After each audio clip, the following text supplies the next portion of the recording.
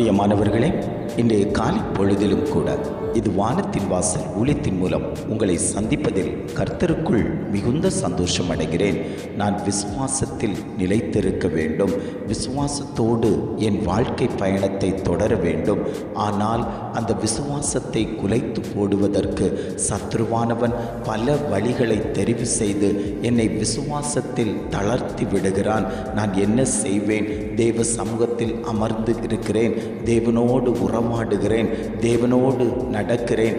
ஆனாலும் எனக்குள் அந்த விசுவாச குறைபாடு அடிக்கடி வந்து கொண்டிருக்கிறதேன்னு சொல்லி அநேகர் தேவ சமூகத்தை நோக்கி பார்த்து கொண்டிருக்கிறீர்கள் அல்லவோ?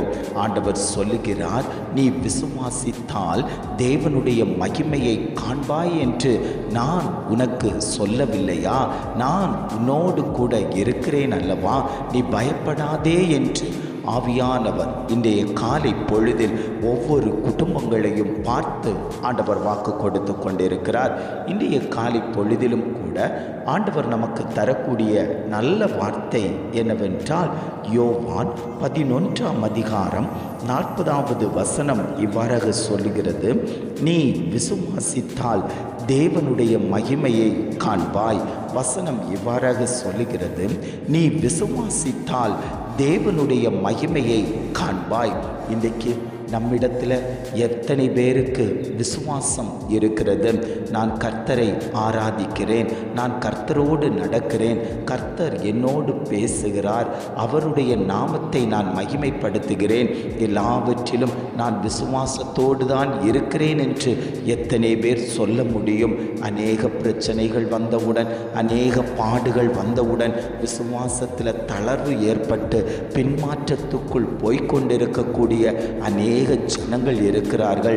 சத்ருவானவன் அவர்களை பின்மாற்றத்துக்குள் இழுத்து கொண்டு போய் பாவ வழிகளுக்குள் கொண்டு தள்ளிவிடக்கூடிய அனுபவத்தில் இந்த உலகத்தில் நாம் வாழ்ந்து கொண்டிருக்கிறோம். இந்த உலகம் பொல்லாங்கனுக்குள் கிடக்கிறது. பொல்லாங்கன் எழும்பி ஜொலிக்க விடாதபடிக்கு நாம் அதிகமாய் ஜெபிக்க வேண்டும், விசுவாசத்தில் வளர வேண்டும். இந்த சத்துருவை நான் அழிக்க வேண்டும். இந்த சத்துரு என் குடும்பத்தில் எழும்பக்கூடாது, இந்த சத்துரு என்னிடத்தில் எழும்பி நிற்கக்கூடாது. அவனை நான் அழிக்க வேண்டுமானால் இயேசுவாகிய தெய்வம் என்னிடத்தில் உலாவ வேண்டும், என் குடும்பத்துக்குள் வர வேண்டும், என் பிள்ளைகளுடைய வாழ்க்கையில் வர வேண்டும், என்னோடு கூட நடக்க வேண்டும் என்கிற விசுவாசத்தோடு நீங்கள் ஜெபிப்பீர்களேயானால் ஆண்டவர் சொல்லுகிறார், நீ விசுவாசத்தோடு ஜெபிக்கும் போதே அந்த மகிமையை நீ காண்பாய். நான் உன்னோடு இருக்கிறதை நீ காண்பாய். நீ விசுவாசத்தோடு முழங்கால் படியிட்டு ஜெபிக்க ஆரம்பி, என்னுடைய மகிமையை நான் உனக்கு காண்பித்து தருவேன் என்று இன்றைய காலை பொழுதில் ஒவ்வொரு குடும்பங்களையும் பார்த்து ஆண்டவர் வாக்கு கொடுத்து கொண்டிருக்கிறார். அநேகர் பலவீனத்தோடு காணப்படுகிறார்கள், வியாதியோடு காணப்படுகிறார்கள். ஆண்டவரிடத்தில் அறிக்கைகளை வைத்தும் விண்ணப்பங்களை வைத்தும் என்னுடைய சரீரத்தில் எந்த ஒரு மாற்றமும் ஏற்படவில்லையே, நான் தேவனிடத்தில் தானே சொல்லுகிறேன், அவருடைய பாதபடியில் அமர்ந்து தானே ஜெபிக்கிறேன், ஆனாலும் என்னுடைய காரியம் தோற்று போனது போல இருக்கிறதே. மருத்துவர்கள் இந்த வியாதி மாறாது, இது நீ சாகிற வரைக்கும் உன்னோடு கூட தான் இருக்கும் என்றெல்லாம் என்னை பயமுறுத்தி கொண்டிருக்கிறார்களே. நான் ஆண்டவரை தானே தேடிக்கொண்டிருக்கிறேன். என்னுடைய ஜெபத்தை ஆண்டவர் கேட்டாரா, கேட்கவில்லையா என்று பல கேள்விகளோடு இருக்கக்கூடிய அநேக ஜனங்கள் உண்டு. இதனால் சத்ருவானவன், நீ அங்கு போகாத, சபையில் போய் அமர்ந்திருக்காத, வேறு திசைகளை மாற்றி அனுப்பக்கூடிய சத்ருக்கள் இன்றைக்கு உலகில் எழும்பிக் கொண்டிருக்கிறார்கள். கள்ள போதகர்கள் எழுப்பிக் கொண்டிருக்கிறார்கள்.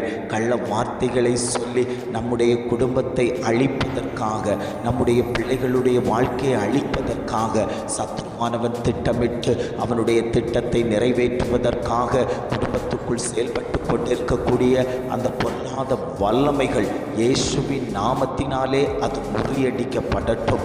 இயேசுவின் நாமத்தினாலே அது முறியடிக்கப்படட்டும். நாங்கள் விசுவாசிக்கிறவர் இன்னார் என்பதை அறிந்து கொள்ள கர்த்தர் எங்களோடு கூட இருக்கணும். ஆவியானவருடைய மகத்துவம் எங்களை பின்தொடர்ந்து வரணும். அப்பொழுதுதான் சத்ருவுக்கு ஒரு பயம் வரும்.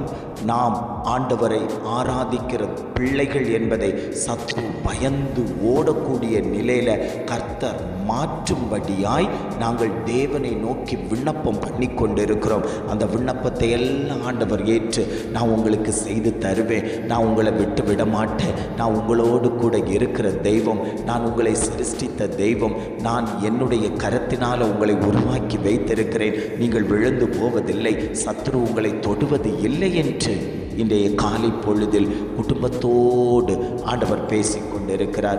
யாரெல்லாம் வியாதியோடு இருக்கிறீர்களோ அவர்கள் விசுவாசத்தோடு தேவனை பிடித்து கொள்வீர்களே ஆனால் ஆண்டவர் உங்களுடைய வியாதியை மாற்றி தருவார். உங்களுடைய பிரச்சனை மாற்றப்படும், உங்களுடைய சூழ்நிலைமைகள் மாற்றப்படும், உங்கள் ஊழியத்தில் ஒரு உயர்வு உண்டாகும், உங்களுடைய வேலை காரியத்தில் ஒரு உயர்வு உண்டாகும். வழக்கு விஷயத்தில் நான் போராடி கொண்டிருக்கிறேனே, இந்த நில சம்பந்தமான காரியத்தில் நான் அனுதினமும் போராடி கொண்டிருக்கிறேனே, எனக்கு ஒரு விடுதலை கிடைக்காதான்னு நீங்கள் கேட்டு கொண்டிருக்கிறீர்கள் அல்லவோ? விசுவாசத்தோடு ஆண்டவரை நோக்கி பார்த்து கொண்டிருக்கிறீர்கள் அல்லவோ? ஆண்டவர் சொல்லுகிறார், அந்த காரியத்தில் உனக்கு நான் விடுதலை தரப்போகிறேன். இனி உனக்கு எதிராக எந்த சத்ருவும் எழும்பி வர முடியாது. உனக்கு விரோதமாய் உருவாக்கப்பட்டு கொண்டிருக்கக்கூடிய ஆயுதங்கள் அத்தனையும் நான் முறியடித்து போடுவதற்கு சர்வ வல்லமை உள்ள தகப்பன் இன்றைக்கு நான் உன்னோடு கூட உலாவிக் கொண்டிருக்கிறேன். மகனே, நீ பயப்படாத, நீ எந்த காரியத்தை குறித்தும் பயப்படாத, நீ விசுவாசத்தோடு இரு. எது செய்தாலும் விசுவாசத்தோடு செய். நான் உன்னை பலப்படுத்தக்கூடிய தெய்வம், நான் உன் மத்தியில் உலாவிக் கொண்டிருக்கிறேன், நான் உன்னோடு கூட இருக்கிறேன், நீ பயப்படாதே என்று ஆவியானவர் குடும்பங்களை பார்த்து ஆண்டவர் பேசி கொண்டிருக்கிறார். எத்தனை பேர் ஆண்டவரே நான் விசுவாசத்தில் இன்னும் நிலைத்திருக்கணும், இன்னும் விசுவாசத்தில் ஓடணும், உமக்கென்று ஏதாயிலும் செய்ய வேண்டும் என்று எத்தனை பேர் வாஞ்சித்து கேட்டுக்கொள்கிறீர்களோ அத்தனை பேருக்கும் கர்த்தருடைய மகிமையை காணப்போகிறீர்கள்.